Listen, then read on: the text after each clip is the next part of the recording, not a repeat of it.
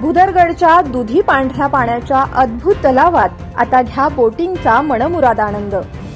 वनपरिक्षेत्र गारगोटी यांच्या सौजन्याने भुदरगड किल्ल्यावरील प्रसिद्ध दुधी पांढऱ्या पाण्याच्या अद्भुत तलावात आता तुम्हाला बोटिंग करता येणार आहे। जवळजवळ 27 एकरमध्ये हा तलाव पसरला असून आठवड्यातील 7ही दिवस आपल्याला ही सुविधा उपलब्ध असणार आहे। भुदरगड किल्ल्याच्या दर्शनाबरोबरच आता सहपरिवार बोटिंगही करता येणार आहे। यासाठी गारगोटी वनविभागाने सुसज्ज अशा अत्याधुनिक पर्यटन बोटी येथे पर्यटकांसाठी उपलब्ध करून दिल्या आहेत। यासाठी स्थानिक प्रशिक्षित खासगी संस्थेची नेमणूक केली असून अत्यल्प दरामध्ये ही बोटिंग सुविधा सकाळी 9 ते संध्याकाळी 7 पर्यंत सुरू असणार आहे। दाट धुके, मंद वारा, बोचरी थंडी तर मध्येच ढगांचा स्पर्श आणि दुधासारख्या दिसणाऱ्या पाण्यातून बोटिंग जणू तुम्ही स्वर्गातच असल्याचा प्रत्यय।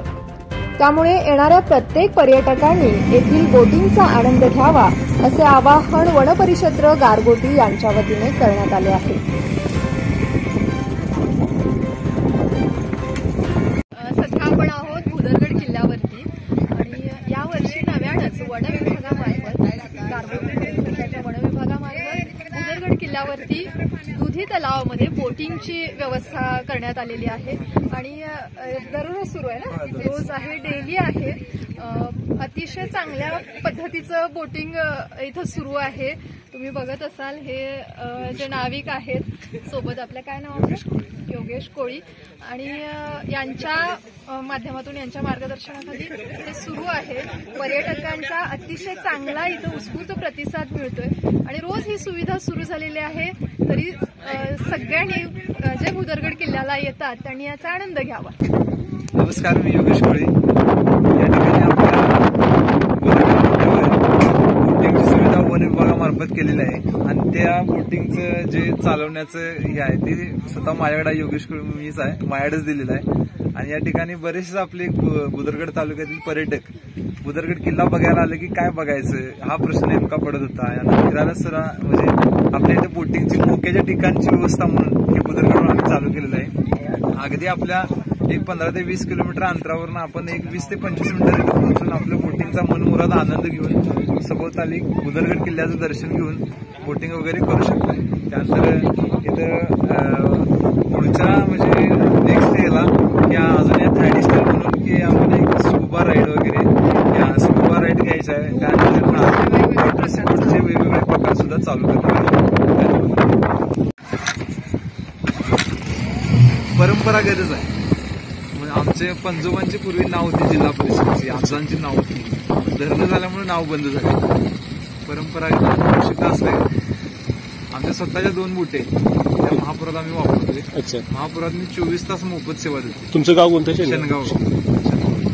महापुरात कुणाला काय झालं, माझं घर पडलं महापुरात किंवा कुणाला कोणतरी वाहून गेलं, काहीतरी अडचण आली तर मी 24 तास मोफत सेवा आपली महापुरात असते। लास्ट इयरला इन्सिडेंट झाला तिकडे पण तुम्ही होय होय, मसव्यात एक प्रेत काढलेलं आहे। तब्बल 2.5 ते 3 तास शोधून मी महापुरातून प्रेत काढून दिले।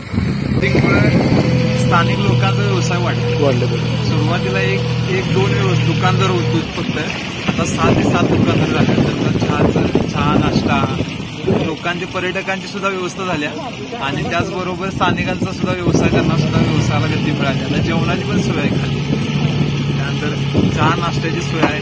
एकच फक्त दुकान होती, आता टोटल 7 दुकान लागले। भुदरगड वासियांचा विकास झालेला आहे। होय होय।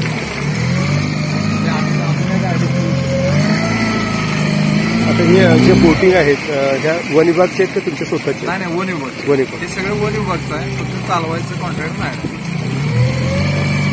सगळं डिझेल वगैरे किंवा पेट्रोल लागणार? पेट्रोल वगैरे, पेट्रोलचा खर्च सगळा माझा, मेंटेनन्स माझा। इथं कामगार एक आहे, त्या कामगाराचा म्हणजे पगार माझ्या आहे आणि यातून 40% रक्कम ही वन व्यवस्थापन समितीला जाते आणि 60% रक्कम मला मिळते। त्या 60% रक्कम मध्ये या मेंटेनन्स बोटीचा, कामगारांचा पगार, माझा पगार हे असं शक्यतो मॅनेज होत नाही, पण आपला एक व्यवसाय आणि मला आवड म्हणून मी करावा।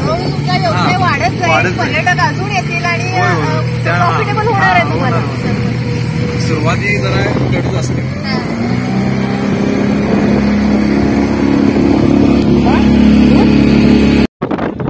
भुदरगड वनक्षेत्र विभागाने केलेला हा जो उपक्रम आहे अतिशय चांगला उपक्रम आहे।